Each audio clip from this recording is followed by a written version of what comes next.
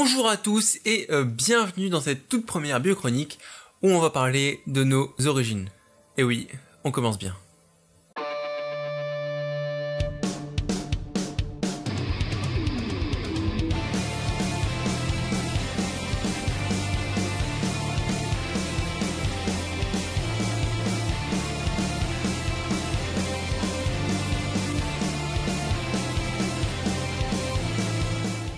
D'où vient l'homme?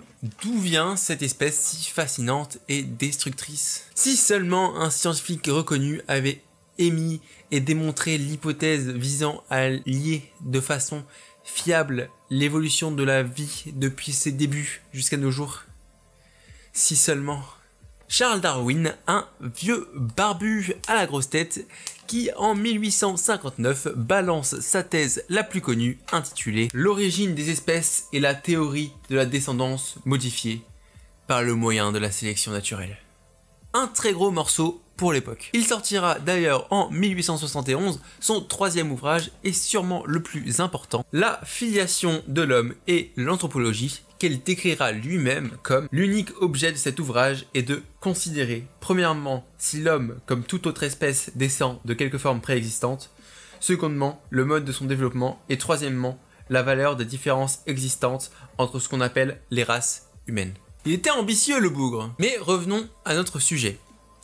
Du coup, qui était le premier être vivant? Qui est à l'origine de toute vie sur Terre? Eh bien, c'est Kevin. Attendons. Lucas. C'est Lucas. Lucas qui signifie Las Universal Common Ancestors. C'est un être totalement hypothétique. Ouais, je sais, vous êtes déçus. Mais attendez, vous allez l'être encore plus. Ce n'est pas du tout la toute première cellule. Non, non, non. C'est le tout premier être complexe multicellulaire. Mais c'est l'ancêtre commun à toute espèce vivante, et ça, c'est badass. Un ancêtre commun, ça veut dire que deux espèces partagent les mêmes caractéristiques d'une espèce qui était là avant. Par exemple, l'homme ne descend pas du chimpanzé, mais l'homme et le chimpanzé ont un ancêtre commun qui fait que ces deux espèces ont quelques caractéristiques communes. À partir de Lucas, on va voir apparaître des tonnes d'organismes plus ou moins complexes qui va former un grand arbre, l'arbre phylogénétique. Cet arbre représente l'intégralité des étapes de l'évolution de Lucas à nos jours. En premier lieu, on voit apparaître trois branches différentes qui vont représenter les trois empires du monde vivant. Les eubactéries, les archées et les eucaryotes. Nous faisons partie de l'empire des eucaryotes, qui est un empire ayant eu de nombreuses lignées, mais où seulement 14 d'entre elles ont subsisté. Parmi ces lignées, on retrouve la lignée des métazoaires,